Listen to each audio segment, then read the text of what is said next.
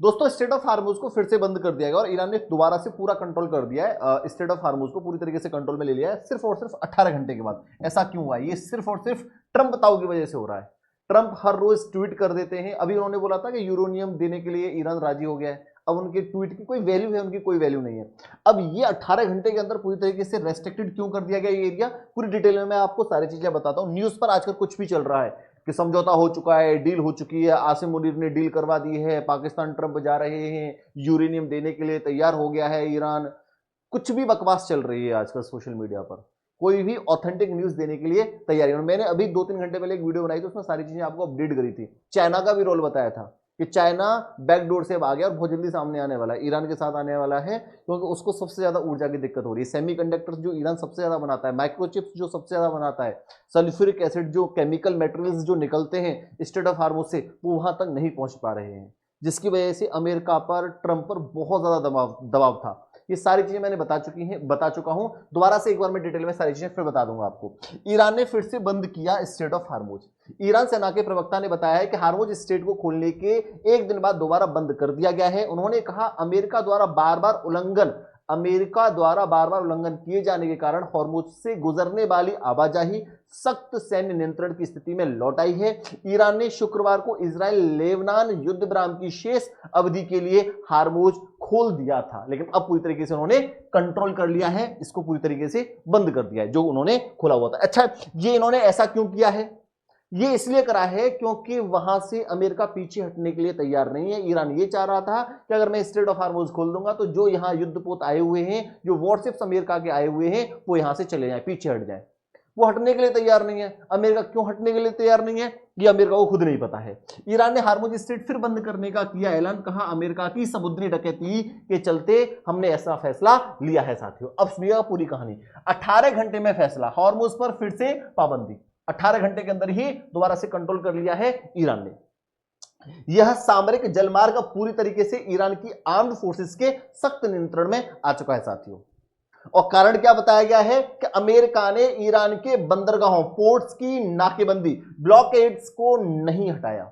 नाकेबंदी जो कर रखी थी ना स्टेट ऑफ हार्मोज के बाद, यहां जो ये तो नाकाबंदी किसने कर रखी थी? यहां पर ईरान ने कर रखी थी। अब दोबारा से उन्होंने कर दी और यहां आके अमेरिका बैठा हुआ था अपने वॉरशिप्स को लेके, वो यहां से पीछे हटने के लिए तैयार नहीं था। और बार बार ईरान ये कह रहा था कि अपने वॉरशिप्स आप यहां से हटाइए। जब वो यहां से अपने वॉरशिप्स हटा ही नहीं रहा अमेरिका, तो उन्होंने 18 घंटे के अंदर दोबारा से क्या कर दिया? उसको पूरी तरीके से बंद कर दिया, क्लोज कर दिया।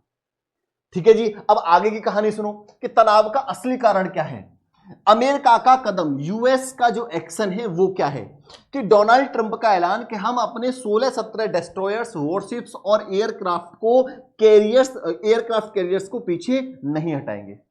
फिर ईरान की सेना ने क्या बोला है, आईआरजीसी ने, कि इसे अमेरिका की दादागिरी और समुद्र में डकैती करार दिया। तुम क्यों नहीं हटा रहे हो? समुद्र में क्यों अड़े हुए हो? फिर सेकंड पॉइंट, ईरान के बंदरगाहों की घेराबंदी किसने कर रखी है? अमेरिका ने कर रखी है। अमेरिकी सेना जहाजों के साथ बंदरगाहों को घेर कर डटी हुई है कि हम तुम्हारे बंदरगाहों को खाली नहीं करेंगे। अब ईरान फिर तैयार हो गया कि अच्छा तुम घेराबंदी कर रहे हो तो हम भी अपनी तैयार कर रहे हैं, अपने एयरक्राफ्ट को बाहर निकाल रहे हैं। तो ईरान ने अपनी सबमरीन और टेरिपोडोज को एक बार फिर बड़े ऑपरेशन के लिए एक्टिव कर दिया है और पूरी तरीके से हार्मोज को बंद कर दिया। अब देखो इसका पूरा स्पष्टीकरण क्या है वो एक बार आप देख लीजिएगा कि ईरान ने हार्मोज इसलिए खोला था कि अमेरिका पीछे हटे, अपने वॉरशिप्स को पीछे हटाए। जब अमेरिका पीछे नहीं हट रहा है तो ईरान ने दोबारा से उसको बंद कर दिया। अब बड़ी डील की अफवाहें और सच्चाई। अब इस बड़ी डील की पूरी अफवाहें और सच्चाई क्या थी वो रियलिटी में आपको बताने वाला हूं कि वो यूरेनियम देने के लिए तैयार है। अली खामनेई साहब को मारा क्यों था? यूरेनियम के चक्कर में तुमने अली खामनेई साहब को मार दिया था यार। उनके कुछ प्रिंसिपल्स थे, उन प्रिंसिपल्स को आज भी वहां की जनता फॉलो कर रही है अली खामनेई साहब की। वो यूरेनियम किसी भी कीमत पर नहीं देंगे। वो वहां की जो जनता है उसका कुछ एम, गोल कुछ अलग ही है। उसको समझो, उसके डीएनए को समझो कि जो वहां की जनता है वो क्या चाहती है। वो पूरी सरकार के साथ डटी हुई है। लोग रोडों पर आ जाते हैं और आ चुके हैं लोग, निकल के दोबारा से रोडों पर, जमीन पर आ चुके हैं। वो क्या कह रहे हैं वो सारी चीजें मैं अभी आपको बताने वाला हूं। मीडिया का दावा था कि ईरान अपना यूरेनियम सौंपने को तैयार है। ये बिल्कुल बात गलत थी। साफ साफ बोला ईरान ने कि भाई हम कभी यूरेनियम दे ही नहीं रहे, ऐसी कोई डील ही नहीं हुई, ऐसा कोई समझौता नहीं, हम अपना यूरेनियम देंगे क्यों उनको। वहां के जो संसद के अध्यक्ष साहब थे उन्होंने साफ साफ बोला किसी भी कीमत पर ईरान अपना यूरेनियम नहीं सौंपेगा। अच्छा, यह भी बात चल रही थी कि 20 बिलियन डॉलर्स की बड़ी डील होने वाली है। यह खबर भी पूरी तरीके से बेसलेस थी, ऐसी कोई भी डील नहीं हुई थी। आसिम मुनीर ने ईरान से डील पक्की करा दी है। ईरान ने किसी भी मुद्दे पर अमेरिका का कोई भरोसा, एश्योरेंस नहीं दिया कि हमारी उनके साथ कोई डील हुई है। मतलब यहां अली खामनेई का सिद्धांत था कि दुश्मन की नीयत साफ नहीं है, इसलिए हम उनके साथ कोई भी डील नहीं करेंगे। मरते मरते वो बंदा यही बोल के गई। अब देखो पूरी कहानी यहां समझो कि अब भाई ईरान का अगला टारगेट क्या है कि वो मेन इन 4 पॉइंट्स को पूरी तरीके से, तो स्टेट ऑफ हार्मोज है, इन सब जगह नाकाबंदी करने वाला है। ये 4 मेन मेजर पॉइंट्स हैं जहां सबसे ज्यादा व्यापार होता है, इन चारों को वो टारगेट करने वाला है। उसने बोला है कि अगर अमेरिका पीछे नहीं हटा, ईरान केवल हार्मोज तक नहीं रुकेगा, नया ब्लॉकेड टारगेट करेगा। सबसे पहले वाब अल मंडेब को वो टारगेट करेगा, वहां की जो स्टेट है उसको पूरी तरीके से बंद कर देगा। ओमान के रास्ते रोके जाएंगे, जो ओमान के रास्ते उनको वो रोक देगा। सऊदी अरब और फारस की खाड़ी, पर्शियन गल्फ के शिप्स रोके जाएंगे। हम यहां से क्रॉस ही नहीं होने देंगे, हम यहां से क्रॉस नहीं होने देंगे, यहां से क्रॉस नहीं होने देंगे, यहां से क्रॉस नहीं होने देंगे, यहां से क्रॉस नहीं होने देंगे। ये सब कौन करवा रहा है? अमेरिका। अमेरिका ने ब्लॉकेड नहीं खोला है, अब हम जरूरी कदम उठाएंगे, समुद्र में बड़ी जंग के आसार हैं।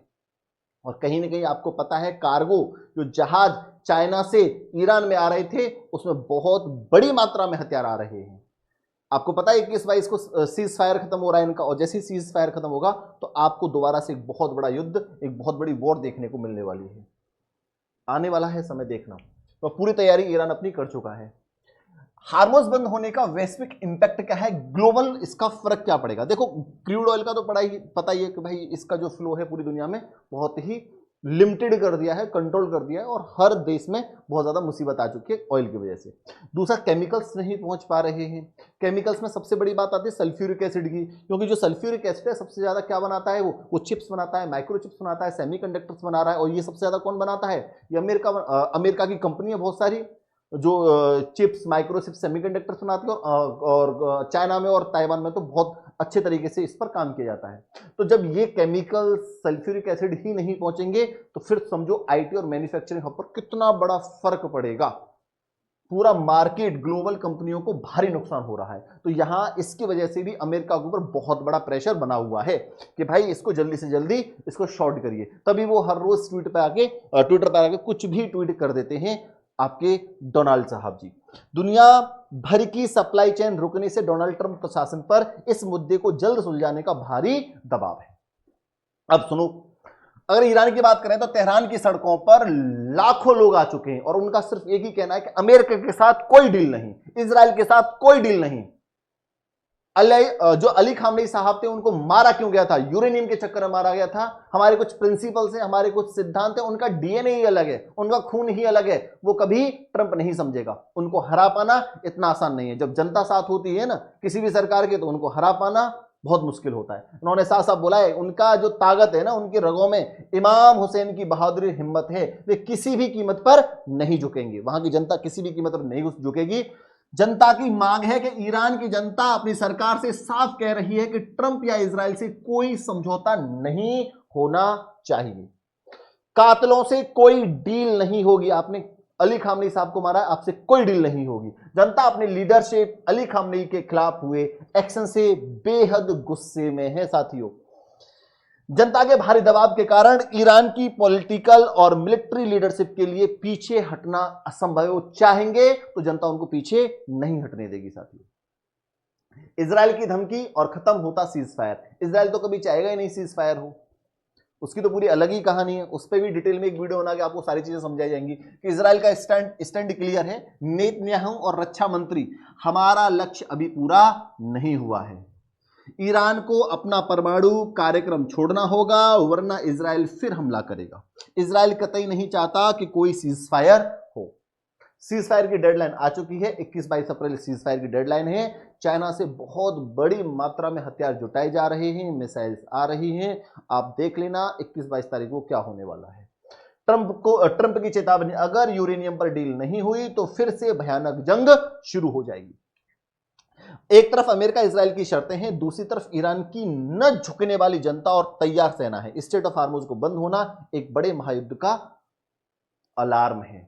और मैंने ये बताया है कि यहां देखो, ये है ये आपको जो कार्गो जहाज है ना, इसमें बहुत सारी मिसाइल्स, बहुत सारे हथियार लगातार चाइना से ईरान की तरफ बैकडोर से जा रहे हैं। कोई शांति समझौता या डील नहीं हो रही है यहाँ, ये तैयारी की जा रही है एक बहुत बड़े युद्ध की। ईरान भी पीछे हटने के लिए तैयार नहीं है, वो भी अपनी पूरी स्ट्रेटेजी, पूरी प्लानिंग तैयार कर रहा है। तो ये कंप्लीट इंफॉर्मेशन थी जो आज तक अब तक थी, वो मैंने आपको अपडेट कर दिया है। और जो भी न्यू ऑडियंस हो, एक बार चैनल को सब्सक्राइब कर लें, और जो भी ऑथेंटिक न्यूज़ होगी, जो भी ऑथेंटिक जानकारी होगी, वो मैं आप तक पहुंचाता रहूंगा। आज के लिए इतना ही। थैंक यू, धन्यवाद।